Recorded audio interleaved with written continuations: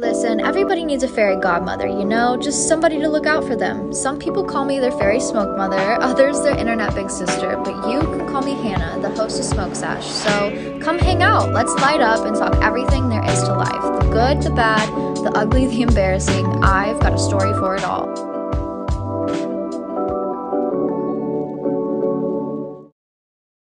Hello, hotties. Welcome back to another wonderful, beautiful, amazing episode of Smoke Sesh. I'm so excited to be back with you guys on this wonderful, beautiful, bright, sunny eclipse day. Oh my gosh. I know as you're listening to this, you're like, girl, been there, done that. The eclipse was yesterday. I know, but I'm still so excited because it is technically Monday when I record this. And it's just like, it's a big day, you know what I mean? I feel like everybody's kind of feeling that energy in the air, whether it's maybe a little bit more chaos ensued, maybe some hope, maybe some inspiration somewhere in the chaos. That is really the meaning of the eclipse. I feel like it does bring along, especially during this Mercury retrograde, brings a lot of big life changes for us all, really shows us what's important and redirects our thoughts into maybe a healthier, better avenue, one that we're never really expecting, and thus the chaos, but ultimately understand that sometimes we as humans can be so fucking stubborn and we only want to see the reality that we want to see.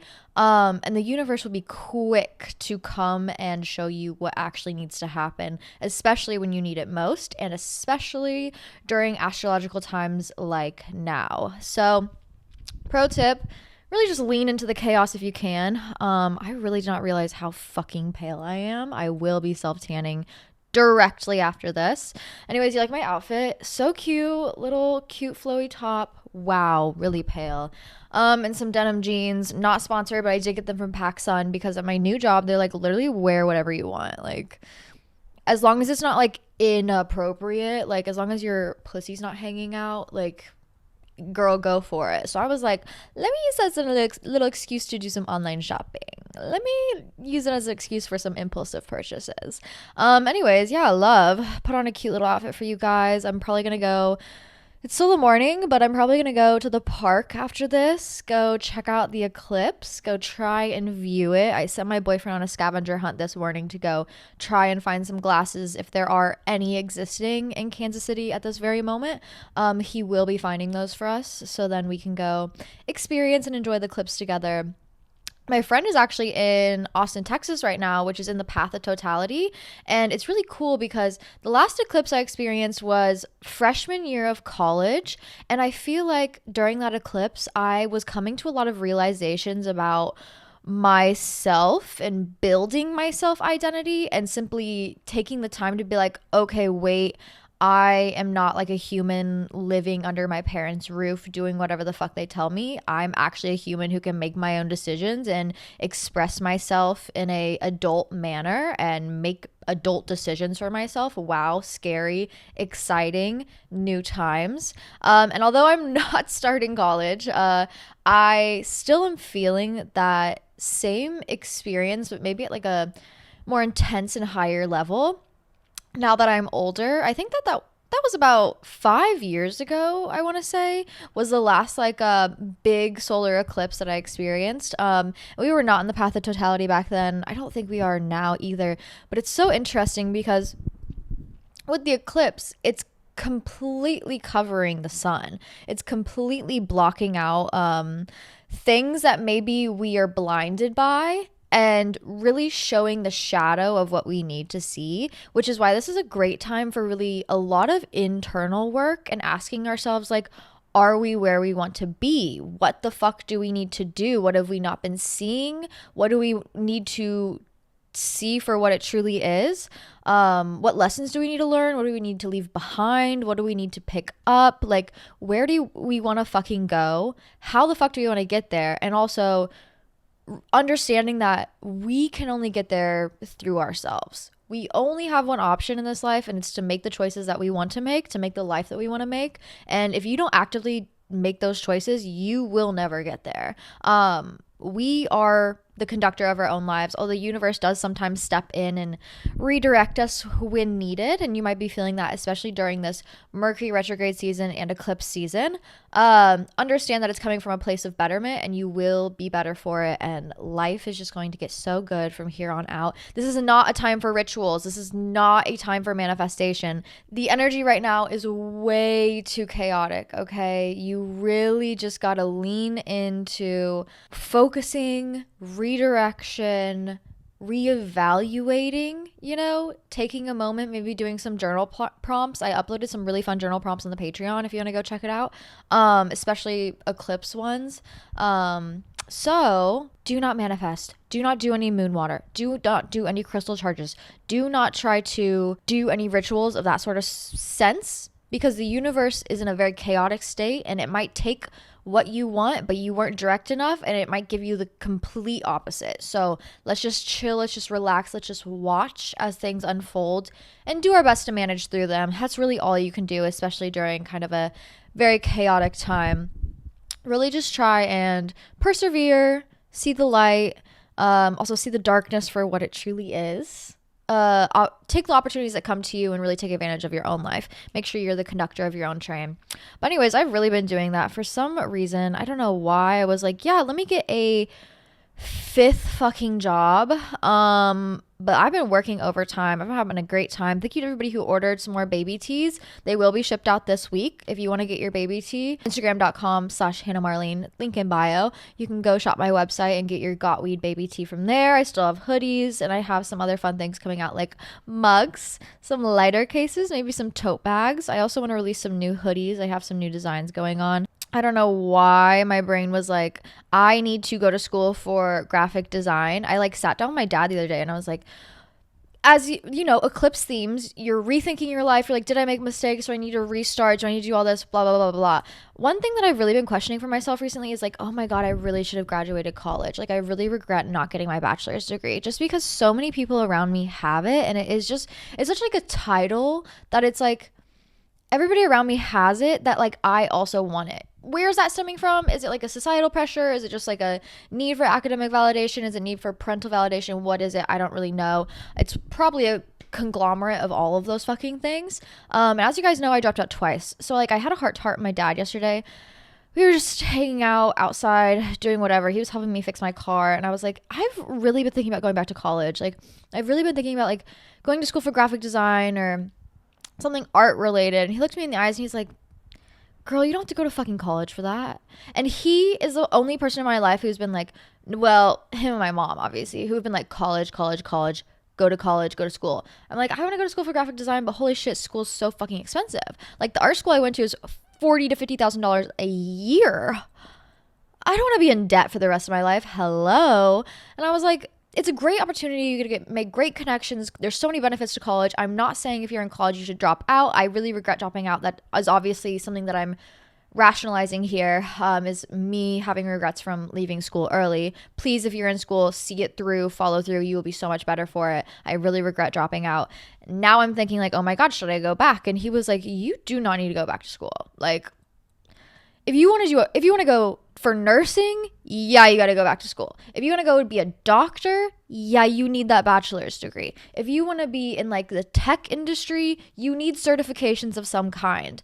There's some avenues where school is the only option. Lawyer, doctor, things like that. You know what I mean? Where it's obviously you need a bachelor's degree. But he's like, bitch, if you're doing graphic design, if you're trying to make your own business, if you're trying to work with business, things like that, just trust and believe in yourself and work fucking hard and build a portfolio and start pitching yourself. He's like, if I was hiring a graphic designer, I would not give a fuck about their fucking bachelor's degree. I wanted to see the work that they do. And that was a great mental shift. I love checking in with the people around me and kind of talking through my thought processes, because I get so deep in sometimes a spiral that it's hard to see outward another path.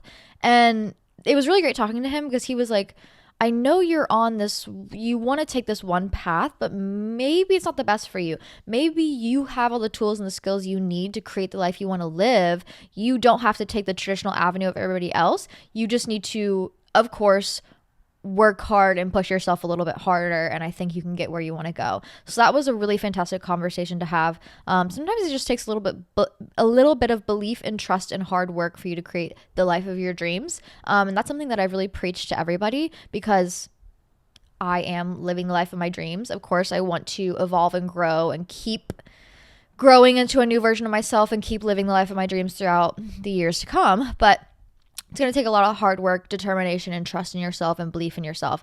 And I guess maybe me looking back into school was a lack of that. And I really enjoyed talking to him because it was a redirection of, no, bitch, just learn to trust yourself, learn to work fucking hard. Sometimes it takes working 5 fucking jobs. Like, who cares? You're a hard worker. You're a go-getter. Just go get that shit done. You will achieve everything you want to. So that was a really great message that I feel like I wanted to share, especially if you're feeling burnt out during this time, or maybe the universe is, excavating what needs to leave from your life and it's feeling a little chaotic. Understand it's coming from a good place. Understand you are on the right path. Understand things will be better for you.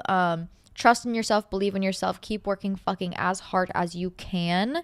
Take time off if you need, but keep working as hard as you can. I promise you will get everywhere you want to go. I promise you will be living the life of your dreams.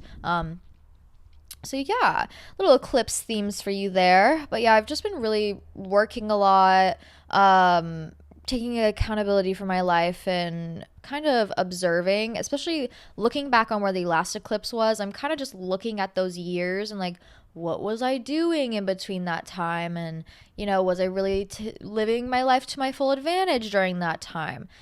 Not really.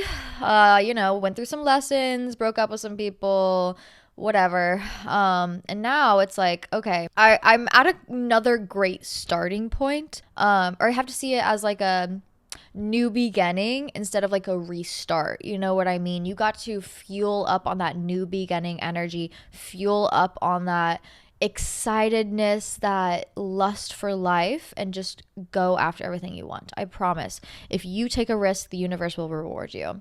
But also, you have to clear your path, okay? You can't have twigs and branches and fallen boys in your fucking path. You have to have a clear path, and the only person who's going to get out there and clear that path for you is you and the universe if you're blind to it. But just really roll with the chaos, roll with the punches, trust, believe, go after everything you want. I guarantee life will be good for us all. But happy eclipse. So exciting. It's really quiet out today. I understand in some cultures there's like a belief that like you shouldn't go outside during the eclipse, or if you do go outside during the eclipse to wear red. I think a lot of people are leaning into that because the way I have never seen my street so quiet.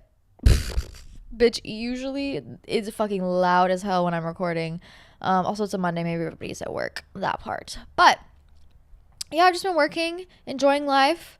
My friend came into town. I got to see her. My friend Hannah. Love her so fucking much. It's so great catching up with people who, I don't know, the older you get, the more, you're going to lose some people. You're going to realize who sticks around. And it's really great having the friends who, even if you like don't talk for a couple months or whatever, you're living in different places, you're busy with your own lives, occasionally you can get together and it's like you didn't skip a beat. Like, you're just enjoying time together, spending time together. She was so sweet. She came to my work. My coworkers were so drunk. I felt so bad. She looked exhausted, and then she was around all my screaming drunk coworkers. But she came to my work. She had a couple drinks. We took a little shot. That was fun. And then we had lunch the other day. Got to enjoy the farmer's market a little bit, have some good Mediterranean food.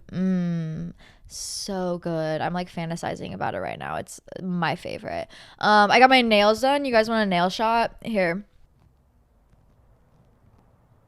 Aren't they so cute? I've been obsessed with like lilies recently and like florals and things like that. I also wanted, these are gonna be my 420 nails, so I needed like pink and green. She killed it. Nails by Megso. Love her so much. If you're in Kansas City and you need a nail tech, she is the one. She can literally do anything. It's actually magic. It's insane. I'll be like, I'm gonna send her some inspo. I don't know if she can do it. And then it's like, oh, it's better than the inspo.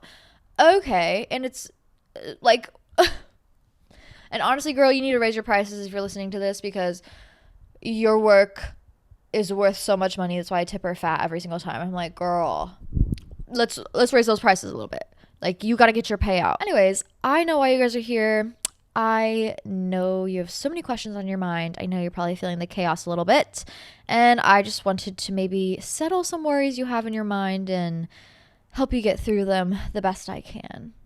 Anyways, cheers. Let's get into it.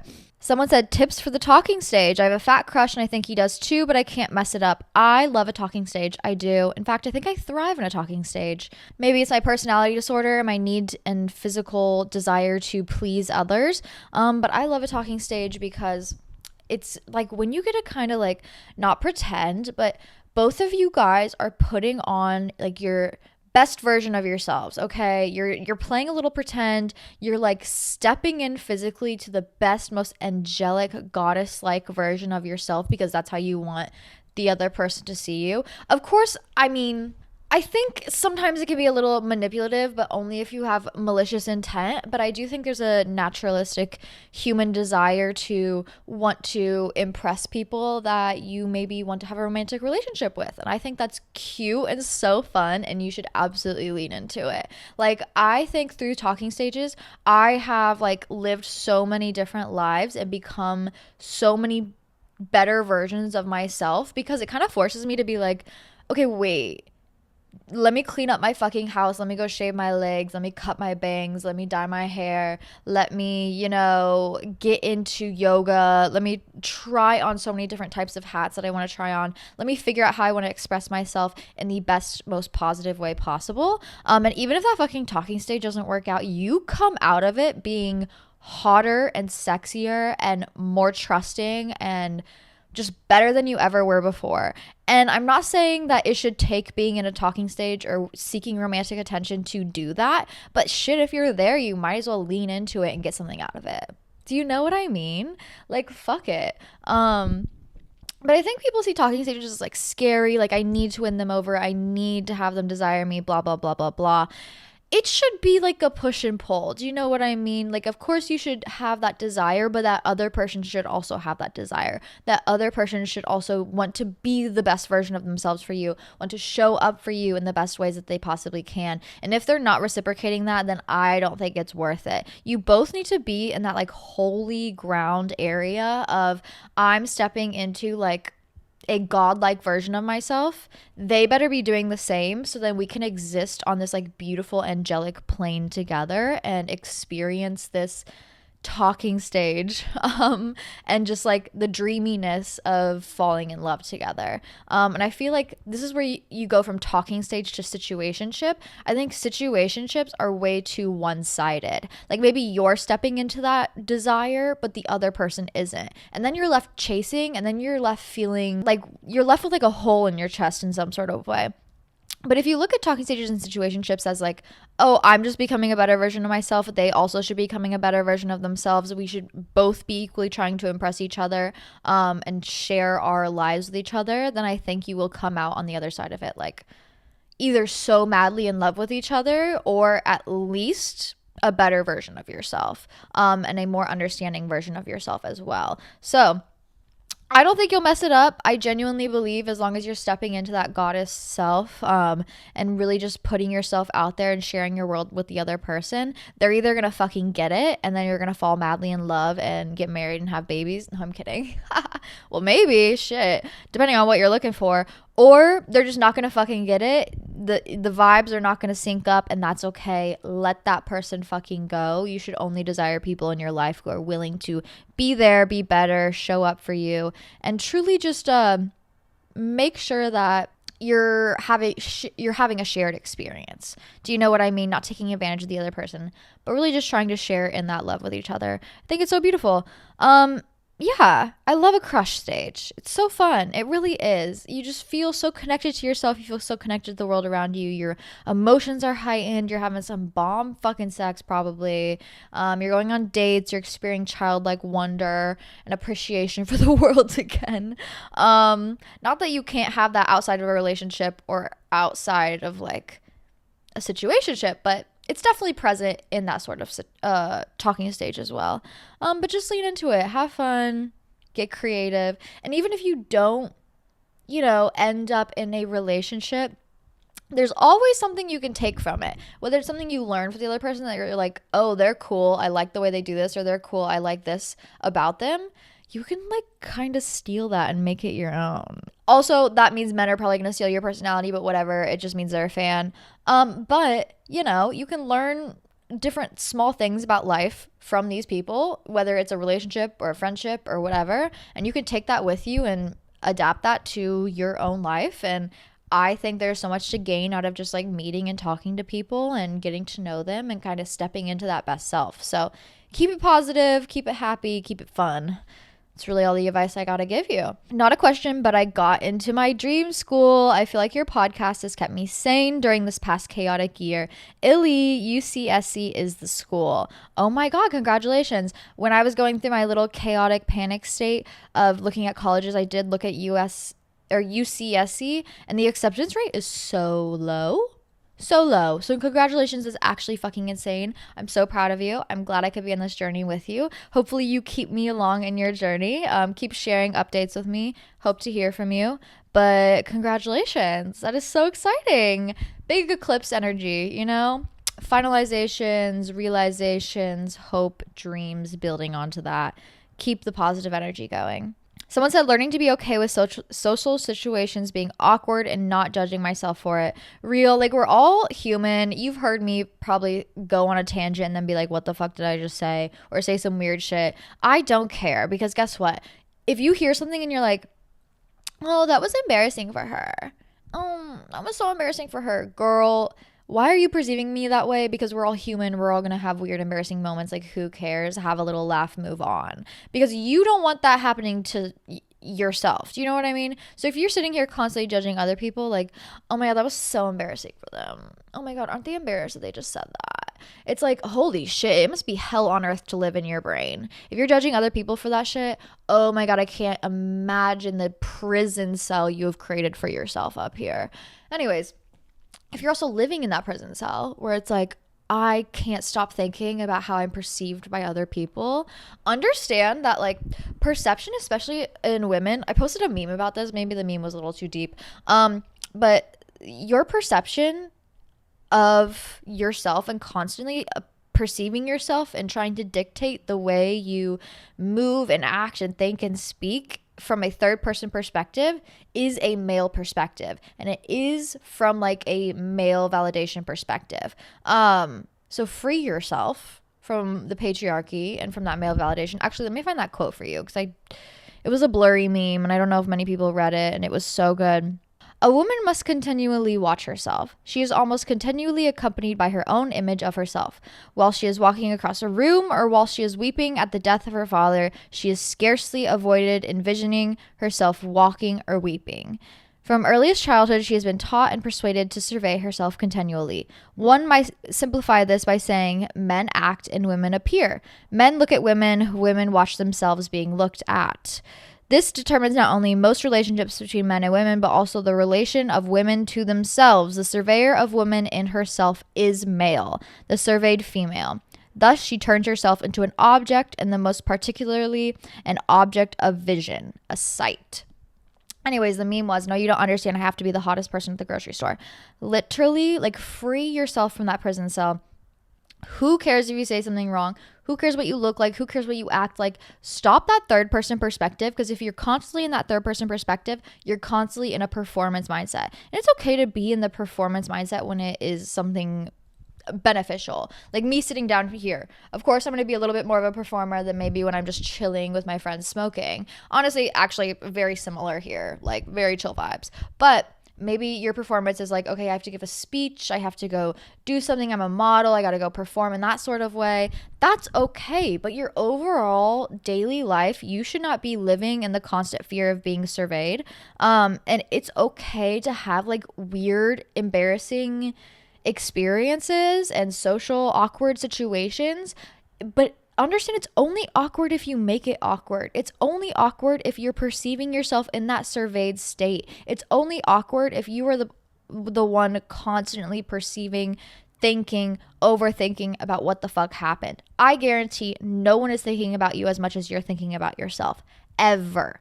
ever. That embarrassing thing that you just thought of, it's only embarrassing because you made it embarrassing. No one else understood that it was embarrassing. So don't make it weird. Girl, just don't make it weird. Don't be weird. Do you know what I mean? Like, no need to stress yourself out. Stop perceiving yourself in that third perspective and let yourself be a human being and live and experience in the now and the present rather than in the past, rather than in a third party perspective. Just enjoy the now, and if something weird happens in the now, let it be in the past and keep fucking moving forward. Period. I need water. Water break. Hey Hannah, just calling in. I love you. Literally have to go into work in 3 minutes on a Sunday, but okay. Anyways, I just want advice. I took a gap year and I did online school for half a semester and then I stopped.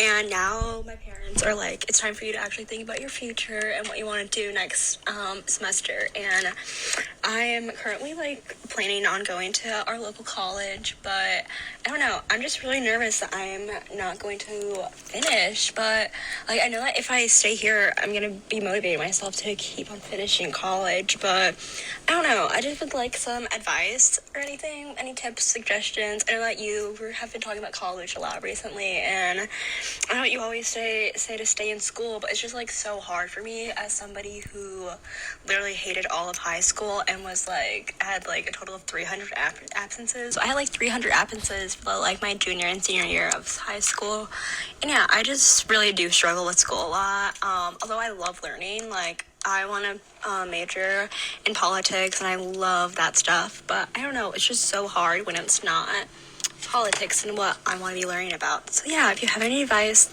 that'd be very helpful. Thank you. Love you. Okay. I feel like this is a valid concern about is it worth my time? Is it worth my energy? Things like that. I think it is, especially if you want to go into politics. Politics is a job you need a degree for.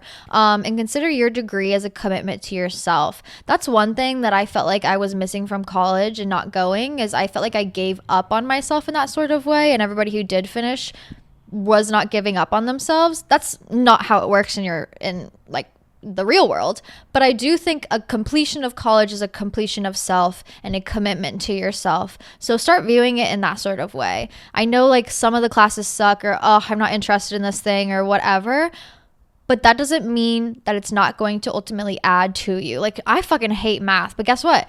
I still need it to be able to complete the degree I want to get. The small things lead to the big things in that sort of grand scheme of understanding. So consider school as a commitment to yourself. You know you'll be better for it. You know it'll take a lot of hard work, of course, but ultimately, I think it's so worth it. I really do. Get in school, finish that degree, go on, be one of the politicians that we actually fucking need, so these fucking crazy people out there, and make a difference in the world. Because I know you can, because you listen to this podcast, so you can do anything. Love you. Please, girlies, stay hydrated. I guarantee your brain hurts, your body hurts because you're not hydrated.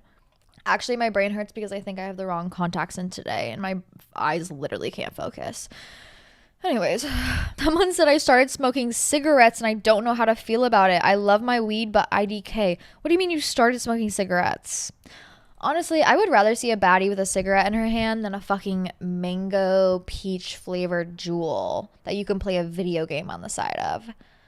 But do I support any sort of nicotine habit? No. I smoked cigarettes for 3 years, I want to say. It was just a bad teenage habit. Listen, I was on Tumblr way too much, and I was smoking cigarettes is just so fucking hot. And there is a kind of sexiness to it. But now as an adult, I'm I will literally just replace that with a joint. But I started smoking because I started working in the restaurant. Well, I started smoking cigarettes because Tumblr brain rot and being this is hot and sexy. Let me go to my local gas station and just pick up a pack, and whenever I'm mad at my mom, I'm gonna go on a walk and smoke a cigarette and listen to fucking the Arctic Monkeys in my headphones at night. And then the habit kept going because I was in college and I was fuck it, I'm an adult, I can smoke cigarettes if I want to. And then I started working in the restaurant industry and I realized, oh my God, you don't get breaks at work. You will work a 12-hour shift straight through. They won't even fucking feed you. The only time you get a break is if you happen to smoke cigarettes and you step outside and smoke a cigarette. So I was well, hell yeah, I'm gonna keep fucking smoking cigarettes because that's the only time I get a break. Hello. And then it was like I was deep in the hole. My skin had never looked worse. My teeth had never looked worse. I guarantee it aged me like 4 fucking years. My pores were huge. I was lethargic. I felt like I was like a slave to nicotine, and it was just not the hot sexy vibe that I thought it was at 16. I knew I was going to have some sort of substance abuse problem when I was like 13, and I rolled up a herbal tea blend with a fucking sticky note and smoked it. I knew I was going to have a problem, but I didn't think it was going to be like a 4-year, 5-year problem. And then one day I woke up and I was like, this is just gross. Like, this is gross. I feel gross. I feel like, ugh. Like, my blood cells feel gross. Like, I don't know how to explain it. It's just like every inch of my body feels gross. And it's not because you're gross. It's because of the cigarettes. It's because of the nicotine. Do I recommend picking that habit up? No. No, I do not.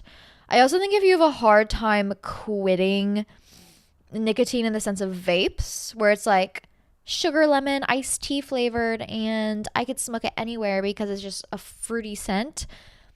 I genuinely believe if you switch to, and this is not a fucking doctor recommendation, let me tell you that, but if you switch from that sort of nicotine to cigarettes, I think it'll help wean you off, because you'll realize how gross that habit is. Because cigarettes, it'll have you feeling like, ugh, afterwards, like, whoa, what did I just do? Like, ugh, my mouth tastes bad.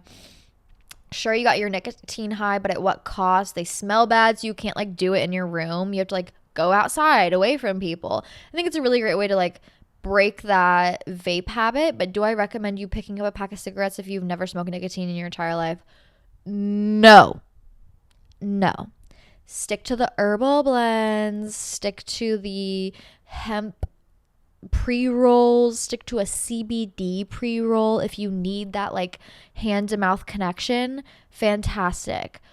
But please, nicotine is such a slippery slope, and I'm so tired of seeing young people get into it. Free yourselves. Please, I'm begging you. How to heal from my boyfriend's past mistakes when we're in an amazing place now. Let go and live. Let go and live and enjoy. Everybody's gonna make mistakes. Talk about mistakes, okay? Everybody's gonna fuck up at some point. All you can do when you fuck up is genuinely apologize and genuinely try and make like amends. First of all, not everybody's gonna forgive you, and that's okay. That's okay. You fucked up. That's on you. Not everybody's gonna forgive you. Fine.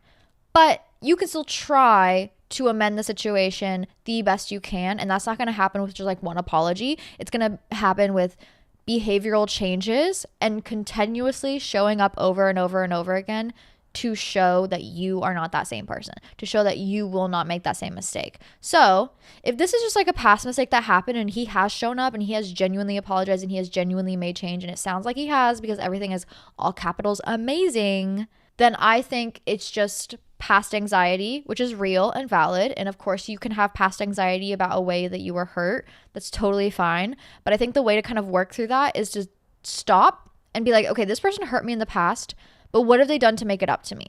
And then go through how they've done it. Oh, well, he apologized profusely. He has never done it again. He has made behavioral changes to make sure it won't happen. He continuously apologizes. He continuously make sure I'm feeling comfortable and safe in this relationship. He makes sure I'm continuously seen and heard in this relationship, blah, blah, blah, blah, blah. Go through the fucking list, because once you go through the list and you reach the end of the list, you're going to be like, okay, no, settled, anxiety gone. Like, I have seen all the ways that he has shown up and apologized and helped me work through this. We're good. Now, if you get there and you start listing it off and you're like, oh, there's nothing on the list, that's when you need to be like, okay, what the fuck am I doing here? Did he really fucking apologize? Or is he just like, did he apologize once and now he makes me feel bad about bringing it up? Go through the list. How have they apologized? How have they made it better? How have they made you feel comfortable in this relationship? If the list is not there, get the fuck out, okay? Because I have been in a situation, and this isn't even like a relationship situation. I mean, I've obviously been in a relationship where he made a fucking mistake and then made me feel like it was my fault. And then I just stopped bringing it up because I was like, no, it's my problem. It's my problem he cheated on me. Pff, girl, please stop letting these men gaslight you. But more importantly, I've been in a friendship relationship where I've been very, very, very hurt by two people. One person genuinely felt bad, genuinely made it known that she felt bad, that this was a fuck up, that I was just a sheep, that I was just following somebody else. Like, and even if I was following somebody else, that doesn't, necessarily negate what the fuck I did. Like, I'm so sorry. I'm going to keep showing up. I know you don't want to hear from me. I'm going to keep showing up. I know you don't want to speak to me. I'm going to keep showing up and supporting you and blah, blah, blah, blah, blah. Great. Love you, queen. I support you. I'm so happy you're doing great in life. We are on cool terms. The other person, she just apologized and never spoke to me again. You see the difference in like, okay, no, this is something that it's like, sure, you can have anxiety about the past, but they have made it up to you and they genuinely do feel bad and they're willing to work through the situation. While the other person, they don't really give a fuck. They don't care that they fucked up. They're not apologetic. They don't give a fuck about your anxiety. They have not made it better. In that case, anxiety is valid, but also that anxiety is stemming from like a real valid problem that maybe this relationship can't heal because both of you aren't putting in your all, that sort of thing. Your situation, it sounds fine. It sounds like you made it up to you. It's okay to bring up your anxieties in your relationship, of course. Help work through it together, but also understand, when people fuck up, to offer forgiveness if it is valid. You know what I mean? I had to pause and go make another coffee. It is just, listen, once again, releasing past things and making sure you're a better person now. Instead of smoking weed at 11 a.m., I'm going to have another coffee because I know I'm going to crash if I start smoking this early. So if you're smoking with me, cheers, take a hit. If not, cheers, take a sip of coffee or water. Either way, happy to have you here. Should I just fucking drink this coffee to the dome? Honestly, could be a fun episode. Let's do it. Fuck it.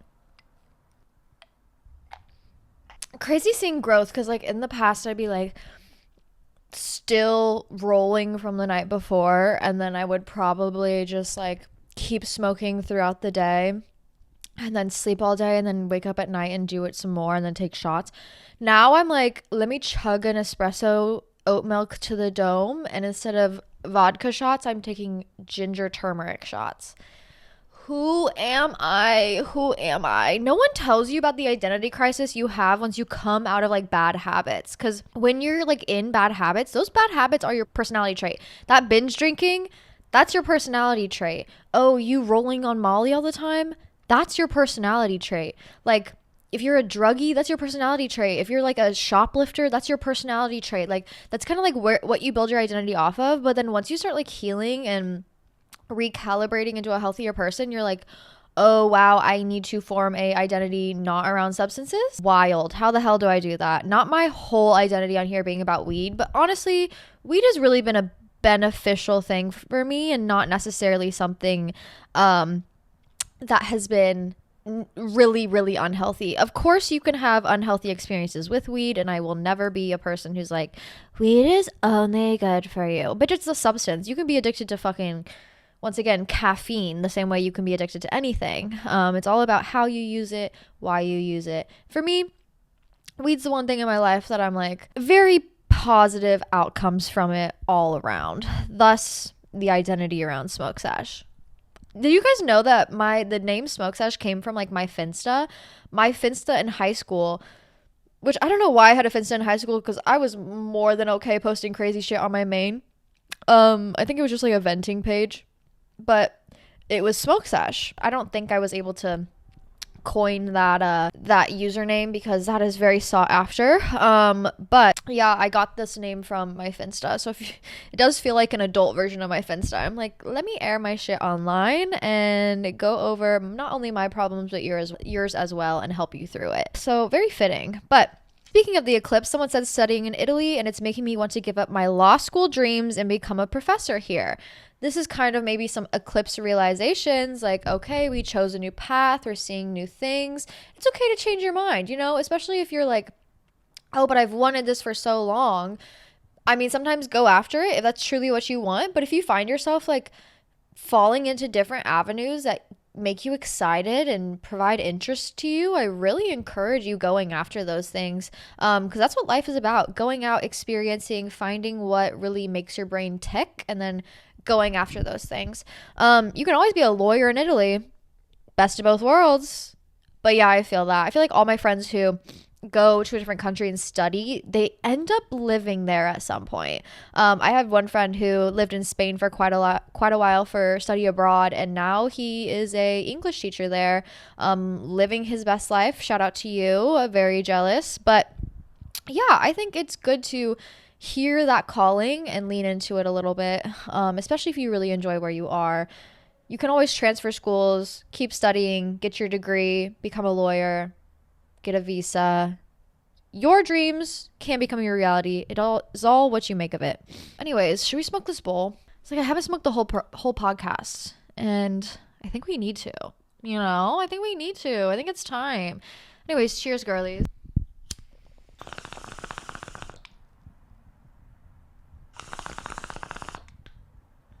Yum. You guys have really been enjoying the like cooking reels I've been posting on Instagram.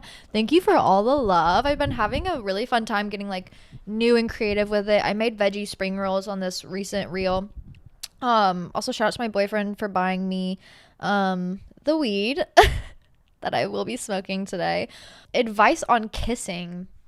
I don't know if I really have advice. It's all about like, I feel like kissing is a transfer of intentions, not to get deep here, but like sometimes kissing doesn't feel right because maybe you're like, ugh, my intentions here, I'm not that like into it. And thus the kissing feels off. But when both of you are into it, you're going to have a good time no matter what. This obvious advice, like any sort of sexual interaction, please be into it. If you want to be, go for it. You know what I mean? Like, if you're into it, lean into it. That's how you're gonna have the most fun. If you're not into it, please do not lean into it. Do you know what I mean?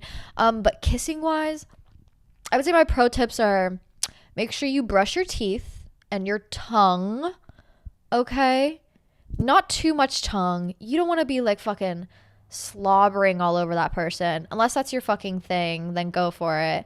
I feel like kissing can be very romantic, and I feel like kissing is way overlooked. Like, it's a great way to kind of just like feel each other out without having to get too sexual too fast. Like, if you guys can make out for 2 fucking hours and have a great time, imagine what sex is gonna be like. But if you can barely make out with that man without having to like get away from him, do you really think the sex is gonna be that good?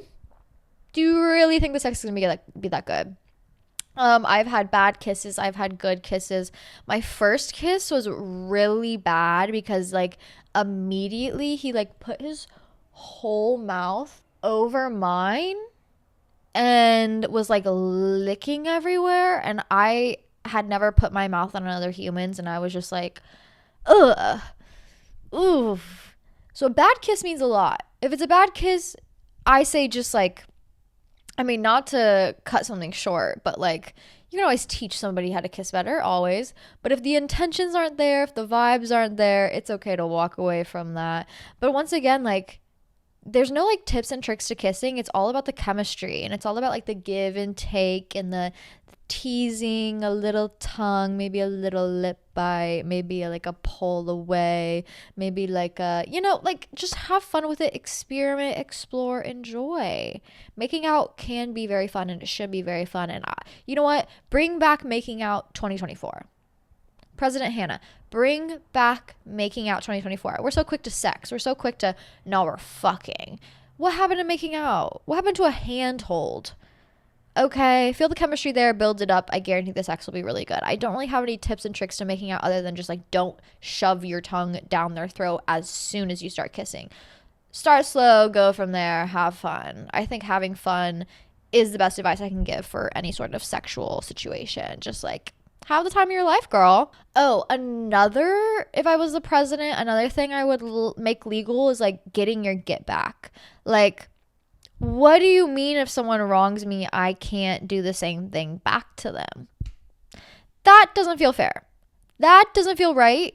I feel like if someone does something awful to me legally, I should be able to do the same thing back to them. Like, I was thinking about this. I don't know why. High off an edible at night, alone with my thoughts, and I'm like, oh my god, imagine if you had a daughter and then like she got killed. I've been watching a lot of Criminal Minds. I'm sorry not to bring bad vibes into this, but like, oh my god, I see all these like Criminal Minds episodes where, you know, they just have to sit and wait, and they know who the person is, but they can't do anything because there's all these red tapes and legalities. And there's this one episode where the dad just like took it in his own hands and was like, I'm getting a gun and I'm handling it. And it's like, honestly, what's the problem with that? I think legally you should be able to get your get back. Honestly, no repercussions. Someone does something horrible and awful to you, I think like they should be on the watch out of somebody else doing that to them, because it would make more people more aware of their actions instead of being like, oh, well, I'll just go to jail and then I'll get out. It's like, no, if you kill somebody, maybe it'll happen to you. That's dark, that's scary, but legally, if I was the president, I would be like, no, you can get your get back. I tried the Spotify for podcasters link thingy-majig, and I don't know if it's working. I know you've been having trouble with it. Like, no hate. Shade to the link, not you. But anyways, I just want to say, like, I love you. Love everyone in this like community. You all are beautiful, amazing, talented, incredible souls, and I love you all. And I just want to say, like, I kind of a little, like, I don't know. I went a little, like, manic on Thursday night, and I just, like, at 8 p.m., and I stayed up until, like, 3:30 p.m., and I fucking started a business. Like, for a couple years, I've been thinking about just, like, selling my flowers and, like, making bouquets and stuff like that. And so Thursday night, I finally was like, I'ma fucking do it. And I fucking did it. Girl. I'm applying for my local farmers market to be a vendor and sell my flowers every weekend. And I'm applying to, like, join a CSA or, like, be a CSA. I don't really know how that works out. But, you know, I'm applying for that too, so I can have, like, subscribers and, like, give them flowers each week. And then I'm just going to reach out to people. People are going to reach out to me, hopefully. And I can give them beautiful bouquets and just, like, spread joy and magic through my flowers and my creations. Oh my god, girl. I am so fucking excited and, like, proud of myself. Like, I feel like for so long I've not been doing work that is true to me. And now I finally feel like I'm doing what's true to me. And I feel so happy. That's all. Oh, I love this. And this is a great message for everybody. Literally, all it takes is belief in yourself and trust in yourself and just like doing the damn fucking thing. But it feels so right when you do it. Like, I love that energy that you're feeling right now. Like, holy shit. Like, it's happening. I'm doing that. And it's because you did that. So props to you. You deserve your flowers. I hope you make all the money in the world. I hope you have so much fun, so much creative passion. I see so many TikTok videos of girlies like making their bouquets for people and being like, here's the inspiration, and then here's what I make. Here's my process of making it. Good bitch, I can't make bouquets, but I think that shit is so interesting. So keep doing you. Keep being amazing. Keep going after everything you dreamed of. And people who are listening who have always wanted to do something, this is physical proof that if you trust and believe in yourself and just like fuck it, go for it, you can achieve anything. Someone said, I feel I need to improve on self-love. I'm not sure what to do. Any advice? I wonder why you feel the need to improve on self-love. Maybe it's because you're not paying attention to yourself. Maybe you haven't like spent time with yourself recently, and that's where that's stemming from. Maybe you've been a little bit too mean to yourself. I'm not sure what it's stemming from, but I think just like alone time is a great way to practice self-love. Like alone time without external stimuli and actually taking time to explore your mind, explore your thoughts, explore your feelings, explore what brings you peace, what brings you creativity, feed into those activities that maybe younger you used to love to do. Like for me, it was like literally just having like a Sharpie, couple pens, markers, whatever, just coloring. Maybe something on in the background. My focus is on drawing, coloring, things like that. Like that was my favorite thing to do. Or like working with plants out in nature, things like that. So I have so many plants around me. It feeds my inner child. I say get back to those activities. Reading, that was a big thing for me. I was never like a Lego or puzzle girly, but I have a lot of friends who were, and now they're really big into Legos and puzzling, and that's how they really show self-love in that sort of way, by feeding into their intentions and their hobbies in that sort of way. But I think alone time is a great way to focus on self-love, because once you're alone with your thoughts and your feelings, that's when you're really like, oh, no external stimuli to distract me. Oh, this is what's going on in my brain. Sometimes it's not a fun thing. Sometimes it's something you need to work through. Sometimes self-love can be tough love. Sometimes self-love can be hard work, showing up for yourself, working through those feelings, working through that trauma, processing it, healing yourself like that. Sometimes self-love is literally a fucking face mask because you've had a long day. It can look like so many different things. It's just depending on what you need. But the best first step you can really take is to cut out that external stimuli and all the distractions and sit down with yourself and be honest with yourself and be real with yourself and just be alone. Okay? Be alone. That's how you do it. And you're like, hey, I have roommates. I can't be alone. Girl, you have a room.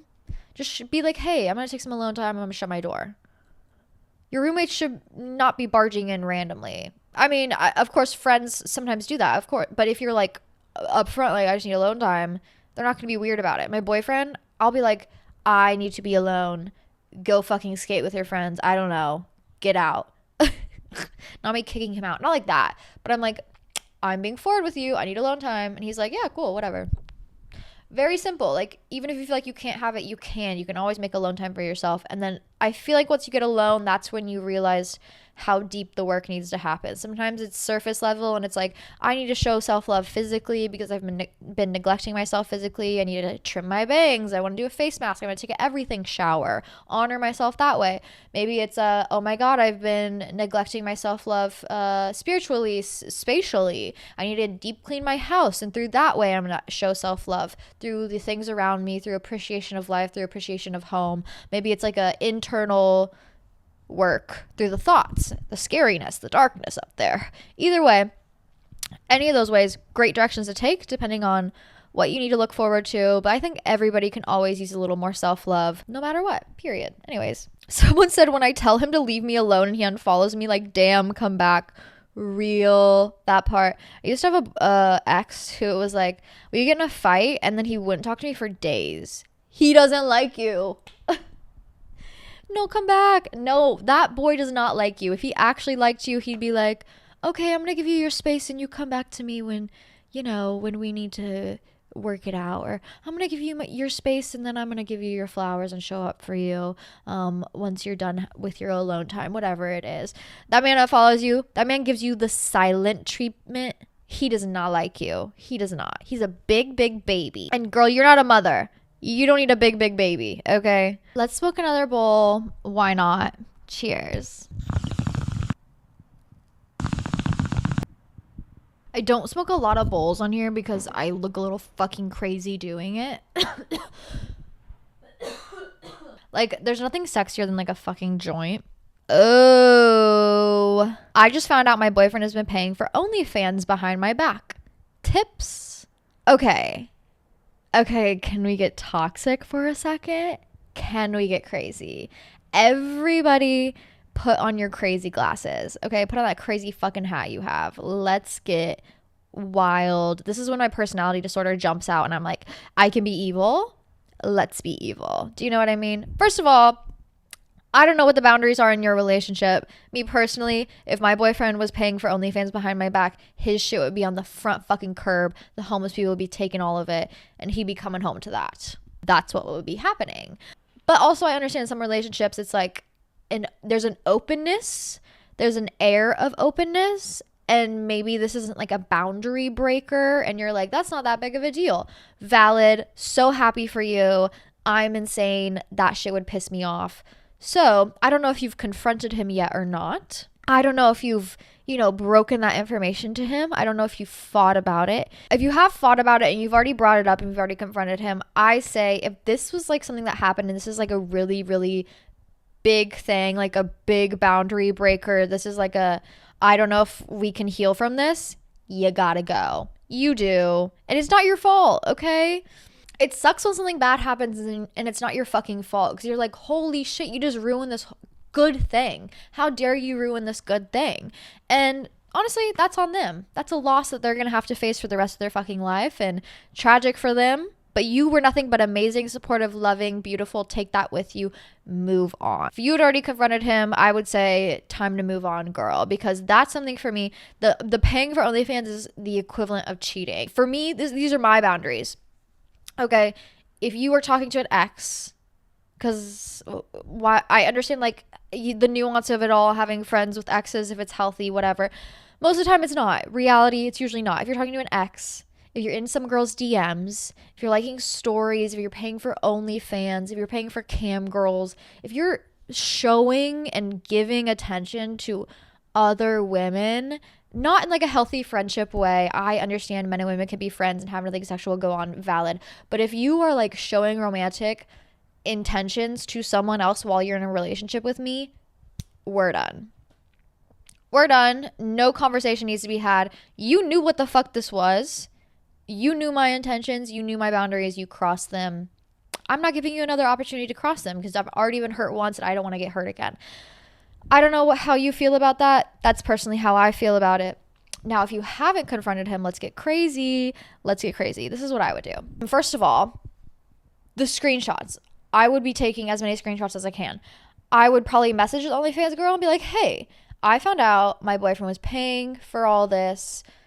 Love you, girl. Get your back. I understand you did nothing wrong. But can you, if he had any interactions with you or private messages with you, can you screenshot them and send them to me? And then I would also be like, from the information I found, I'd be screenshotting all the emails, all the receipts, all the content he has liked. And then I would put it into a slideshow. And what I would do is I would have him over and I'd be like, oh my God, I just found this really cool movie. I cannot wait to watch it with you. Like, buy us dinner, bring over dinner. We're going to have a romantic dinner. We're going to watch this movie, have a couple candles lit, wear your sexiest outfit, look as hot as you possibly can. Have him bring dinner over to your place. Do not go to his. Have him come to yours so then you can physically kick him out. Okay. Have him come over, sit down with your food, have the candles lit, be like, don't break, the facade. Be like, oh my God, I'm so happy to see you, babe. Welcome. Hi, oh my God, I can't wait to watch this movie with you. It's going to be so good. Sit down, open your computer, start the slideshow, and go through every single piece of evidence that there is. Whether he's cheated on you, broken a boundary, whatever it is. Collect the data, collect the evidence. Don't break the facade until it's time for the show to start. I would sit his ass down, sit through all of it, get to the end, and I'd be like, I hope you enjoyed the movie. I had a great time with you. I think it's time for you to get the fuck out of my house. And then kick him out. And as he's leaving, give him his stuff and get the fuck out of there. That's what I would do. I don't know if that's necessarily toxic. I just think it's a great game plan. Anyways, yeah, if my boyfriend was paying for OnlyFans behind my back, that would be a huge no-no. Hi, Hannah. Hi, hotties of the world. I have so many questions and so many things that I could ask your advice on, but honestly, nothing that I wouldn't figure out the answer to on my own and with the help of my tarot deck. So this is like the first time I haven't missed a call. I'm like, I don't want to lose this chance, but I really just wanted to let you know you have saved my life genuinely so many times. You're like the older sister I never had, and I swear whenever something in my life is going wrong and I need advice, I go listen to your pod and I find an episode about it, and it's like big sister advice talk, and I just really wouldn't, I don't know what I would be able to do without you. I love you so much. I love my hotties. I love the little community we built. I feel so safe on your side of the internet, and thank you so much for that. Oh my fucking God.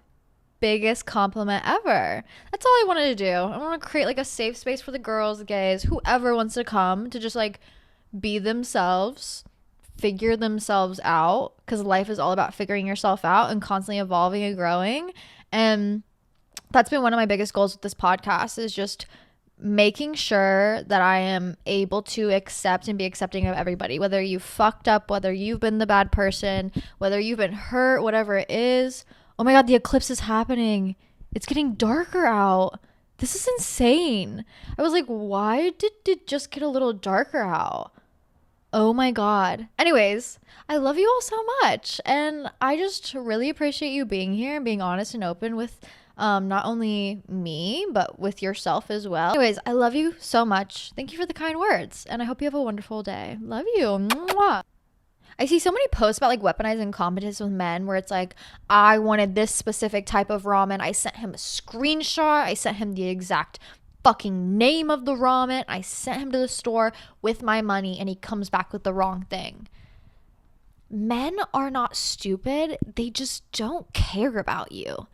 If that man cared about you, he would get you the type of fucking ramen you wanted. If he cared about you, he would be able to think with his brain, his adult form brain, and know, oh, my girlfriend only eats this one type of ramen. I've only ever seen her eat this one type of ramen. This is the only kind of ramen that she eats. Let me go buy that kind. Let me look at the screenshots she sent me and buy that kind of ramen. It's not weaponized incompetence. He just doesn't care about you. It's so simple. Like, women don't have that problem. Why? Because we care too much. Why do these men have this issue constantly? It's because they don't care about you. My last boyfriend, he knew nothing about me. Talk about weaponized incompetence. For one of my birthdays, he bought me season passes to Worlds of Fun, which is like a roller coaster park here in Kansas City. I hate roller coasters. I hate them. It's like a known fact about me. I will not get on a roller coaster. I don't give a fuck. Oh, it's going to be a fun time. Just get on. No, I don't like heights. It like gives me so much anxiety. I hate it. Bitch, we've been together for 2 years and you get me season passes to Worlds of Fun. It's not weaponized incompetence. He just does not fucking like you. Anyways, sent my boyfriend out to go get weed and burgers last night. And he came home with both, and I didn't have to specify anything that I wanted. Wow, life is good. Someone said, preach to me about situationships again. I just think it's known that if you are not wanted, why stay? You know, like, you always have the option to go after what is good for you, go after what is better for you, go after what is clear to you. And when you don't choose that, you're kind of sabotaging yourself in a sense, or you're kind of showing the universe that you deserve less. And I really wish people would show themselves that they deserve more and think to themselves and understand what they deserve and then enact that in real life. The only person who is making you stay in this situationship is you. The only person who's waiting around for another person is you. I think it's very easy to be a human and have clear, honest intentions, as you probably do. And if that's not reciprocated to you, then why are you staying? Do you know what I mean? I mean, situationships can be fun and toxic and blah, blah, blah. But like, is that what you deserve in this life? If you're having fun right now and that's all you're looking for, then sure. But truly, like, we have a choice. And if you are not desired, why would you stay? It's a waste of your time. It's a waste of your beautiful energy. And you deserve more. Always. What are your indispensable rituals for maintaining your overall sense of grounding? Wow. Round of applause for this question. Indispensable rituals. Overall sense of grounding. I don't know if you're talking about like spiritual rituals or maybe daily rituals. Spiritually, one thing that I keep in my house always is an altar, or at least a space where I can spiritually express myself, feel myself out a little bit, enjoy, practice, touch back in, practice tarot, whatever I want to do. I think having an altar space in your house is really important, at least for like if you're like a witchy spiritual person. It just provides a sense of self and gives like a reassurance, and also is just like a prayer space, a meditation space. I feel like it really provides a grounding of who I am and what I enjoy practicing and what I enjoy leaning into. But also at a more surface level, basic understanding of rituals and everyday rituals, I think daily routine is very important. Morning routines, evening routines, being able to work yourself up into a mindset to be able to go out into the world, and then work your way down from a mindset of being in the world and be able to relax. I feel like small meditations throughout the day is really important. A great ritual, finding enjoyment in the small things in life. Great ritual. They don't always have to be so big as like ritualistic in the sense of spiritual rituals and, spells and things like that. Sometimes a great daily ritual is something small, such as like, I'm gonna take a shower for 15 minutes every night and just not think. And like, that's how you calm down from the day. Or it's like in the morning, I wake up and I go and I make my coffee and it takes me maybe 15 minutes, but I'm just waking up, experiencing life, hearing the birds, sitting in the sunshine, whatever it is. That's like my daily meditation, your daily ritual that kind of gives you that overall well-rounded sense of self and chills you out. One of my other favorite daily rituals, especially because I'm big about self-expression and I love expressing myself through clothing, is like giving myself an opportunity to like play dress up every day. Like go put on a fun outfit, go express yourself that way. Get to know yourself a little bit more through that ritual and practicing it every single day. That's been my favorite so far. But it doesn't always have to be big and like serious, such as like I need to journal 10 prompts a day, or I need to do, I mean, not demeaning that in any sort of way, but it doesn't always have to be so complicated. It can be complicated if you need a more complicated ritual. Most of the time, the thing that provides me grounding in this daily life are the small things, and finding peace and joy in those things. What music have you been listening to recently? I haven't been listening to a lot of music recently. It's something I've been trying to fix, but I do have a 2024 playlist.